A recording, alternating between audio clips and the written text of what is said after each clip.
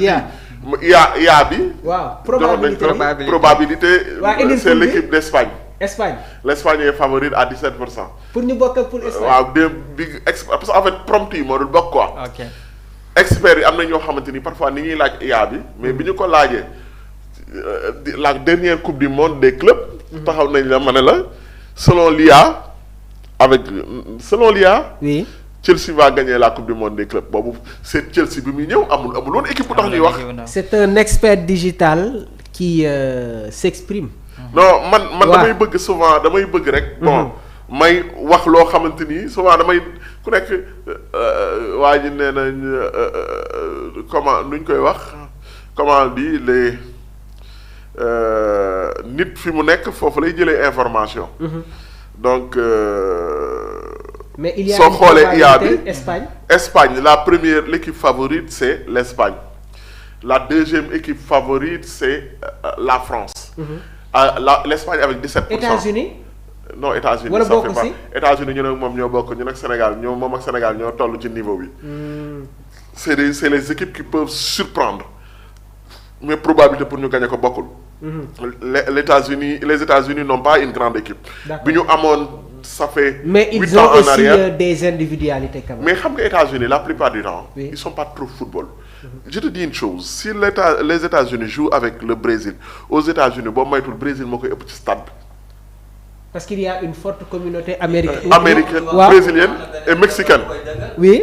ma di wax ni par rapport à la France Jérôme Gomis nee na la France n'a pas de certitude au milieu de terrain. Oui. seulement des individualités. exactement ay individualité léegi nag bu ñu ko jëlee équilibre ñoom bu ñu équilibré. mais xam nga la France quoi qu'on puisse dire dañoo am entraîneur boo xam ne daf leen maîtriser.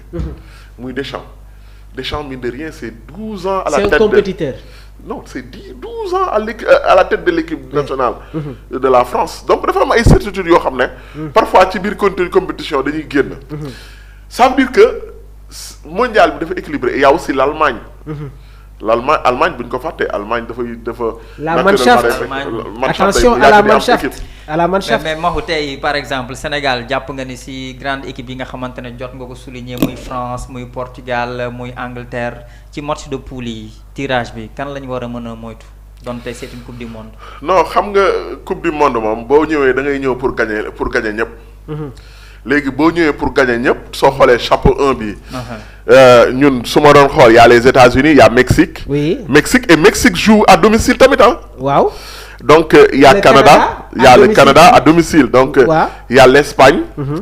Espagne Argentine la France l'Angleterre. Oui. le Brésil le Portugal qui est une bonne équipe. il y a une équipe boo xamante ne lu ñuy wax ci ñoom bëriwuñ. solidement ils sont bons. une équipe composée. déglul baax lu ma lay wax. José Sa. Diogo Costa. Ruben Diaz. Rafael Guerreiro. Nuno Mendes. Bruno Fernandes. João Neves. Vitinha. Rafael Leao. Cristiano Ronaldo.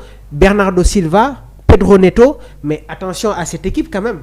Bon, c'est ça loolu. waaw solo léegi chapeau léegi nag s'il faut choisir dans le chapeau 1 kenn nga ci mën a am. waaw man j'aurais opté pour les Pays-Bas. man j'aurais opté pour l'Argentine. ou bien les États-Unis non man Argentine. parce que Argentine. man je préfère c'est-à-dire l'objectif il ne faut pas se voiler la face xam nga lan mooy objectif bi mooy aujourd'hui si une équipe comme l'Argentine se retrouve avec des équipes comme le Sénégal la Norvège mais c'est le favori qui est en danger. voilà foofu la mais xam nga man je préfère jouer avec les grandes équipes ci match de poule. dajante ak ñoom ay demi-finale yooyu noonu. man de sincèrement su ma doon am man xam nga équipe ñun on a une équipe non le Canada man j'aurais non le Canada. le Canada mën nañ bokk ak moom poule. pour man bokk ak moom chapeau de 1 bi.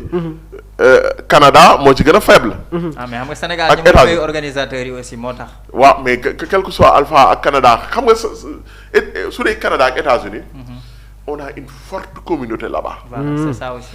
Et même le Canada n'est pas une terre de foot hein. ñoom ay badminton ak ay basket la ñu gën a kii. donc sénégalais yi fa nekk c'est sûr que toute la communauté sénégalaise dañuy ñëw. loolu mooy avantage bi ça veut dire que. le Sénégal aux États-Unis ou au Canada le Sénégal joue presque à domicile. su dul ay Mexique ak ay Brésil. nga xam ne ñoo voilà wax na la ko s'il a une équipe à craindre à domicile c'est la Mexique je vous assure. waaw Mexique c'est la passion du football te ñetti équipe yooyu engouement bi am Mexique du am ci benn si ñaari équipe yi. exactement donc dajeeg Canada moo gën a sedd ci chapeau 1 bi. dajeeg Canada wala Pays-Bas. parce que mais dajeeg Brésil danger bi ci nar a am mooy tu vas plus les surprendre parce que dóor nga leen xam nañ de quoi cette équipe est capable. soo leen seetloo mais est-ce que xam nga ne que équipe yëpp a ngi sóor Sénégal. mais c'est ça. équipe yëpp a ngi sóor Sénégal et dem maa ngi ko doon wax maxu Carlo Ancelotti a révélé beaucoup de choses bi ñu doon football ak ñoom mais nag constat bi ñuy def mooy aujourd'hui ressources offensives yi nga xamante ne am nañ ko équipe buy football ak ñun dañ ñuy sóor ci ginnaaw et dama koy wax encore une fois un joueur comme Sadio Mané dans les grandes compétitions daf ñuy utile trop parce que un joueur comme Sadio même à 40 ans il y aura toujours un marquage individuel wala 2 joueurs yoo xamante ne dañuy dem ci kawam et loolu ça fait partie des points yi nga xamante ne le sélectionneur Pape Bouna Thiaw l'a compris léegi nag on espère encore une fois que ci compétition yi ñuy dem muy Coupe d'Afrique wala Coupe du Monde bi nos joueurs seront dans un état boo xamante ne équipe bu ñu dajanteel il y aura du répondant maxu waaw loolu dafa am solo nag loolu dafa am solo parce que en fait soo leen seetloo waaw man bon encore une fois je ne suis pas expert comme yéen ñaar. non Mokhou tey moom tu nous fais des analyses purement espagnoles. sur la colonne vertébrale de cette équipe là. oui le Sénégal a des certitudes sur la colonne vertébrale soo leen seetloo bu baax a baax. waaw Sénégal colonne vertébrale bi ça doit faire plus de 8 ans moo ngi joué. colonne vertébrale bi parce que colonne vertébrale bi mooy le gardien de but. l'un des joueurs axiaux. récupérateur Gana ak Sadio ci kaw soo xoolee ligne boobu mine de rien cette ligne là c'est presque 8 ans d'expérience la moyenne c'est 8 ans d'expérience depuis Koulibaly parce que Koulibaly su ma juumul Koulibaly ak Mendy ñoom ñaar ñoo ñëwandoo ñoo bokk période bi ñu ñëw soriante wuñu Gana mais parfois les gens ne se rendent pas compte de la longévité de Gana Gana mook Sadio Mané mine de rien. oui bi ñuy ñëw en. la sélection 2012 2011 Jeux olympiques yi. waaw ñoom ñaar ñoo ko defandoo. ak ñoom Pape Ndiaye Soir depuis qu'ils ont intégré. l'équipe nationale génn ko. ñoom Moussa Konaté ils n'ont jamais été déboulonnés. Kara Mbodj. Kara fekkee na ko bokk na Moussa mais équipe boobu mosuñu ko déboulonné. maanaam mine de rien c'est 14 ans en équipe nationale.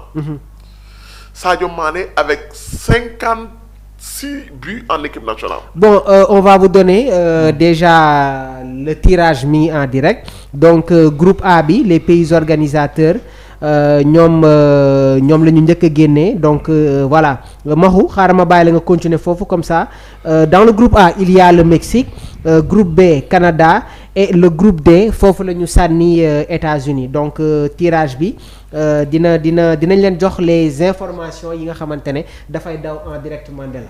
waaw loolu soo leen seetloo. waaw chapeau boobu nag. chapeau bu nekk am na ku ñu ciy am donc. que les États-Unis, le Mexique, le Canada, l'Espagne, l'Argentine, la France, l'Angleterre, le Brésil, le Portugal, les Pays-Bas, la Belgique et l'Allemagne. Man li ma wax su doon may choisir foofu dama koy placer Sénégal ci Canada. wala au moins ci États-Unis donc peut-être à la moindre mesure les Pays-Bas. les Pays-Bas. ñun nag donc suñu defee loolu ba pare suñu defee loolu ba pare après da ngay gis que ne nag bon loolu moo gën a sedd. loolu moo gën a sedd. loolu moo gën a sedd léegi nag. waaw chapeau 2 bi ñan lañ ci am chapeau 2 bi ñooñu ci am mooy Croatie. Maroc ñooñu du ñu dajeek ñoom. ñooñu Croatie Maroc Colombie Uruguay Suisse Japon. Sénégal ñooñu duñu dajeek ñoom donc. mais est-ce que du ñu dajeek tamit wala xaw ma exactement mën nañ dajeek. une équipe africaine. non du ñu daje ak équipe africaine ci match de poule yi. donc équipe yu nekk ci chapeau 1 bi. ci chapeau 3 bi ak ci chapeau 4 bi donc Norvège. ak une équipe comme l'Arabie Saoudite ñu ngi leen di tudd boobu ba tey. waaye aussi il y a le Paraguay il y a le Qatar. le Qatar on l'a déjà eu. le Qatar joué woon nañoo ak ñoom. Arabie Saoudite on a joué avec eux en match préparatoire. en 2002. C'était le dernier match ñoom ñoo ñu dooroon 3 à 1 suma juumul. C'est une équipe très joueuse. Oui. Et bon seen entraîneur bi il est presque comme un Sénégalais. léegi nag attention. Hervé Renard championnat bi dafa élevé. te quasiment seen joueurs yëpp yu ñuy convoqué ils sont dans le big four du championnat saoudien quand même. C'est vrai donc foofu non pour man pour dire vrai. oui on a vraiment ñun suñu équipe bi.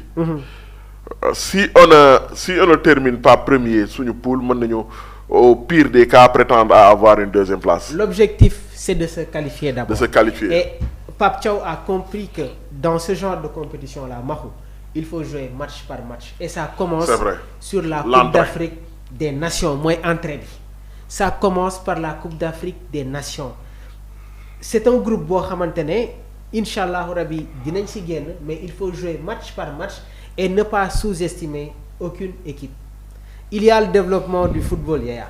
Football toll na fenn foo xamante ne équipe bu ndaw amatul. Le Cap-Vert qualifié nañu à une coupe du monde.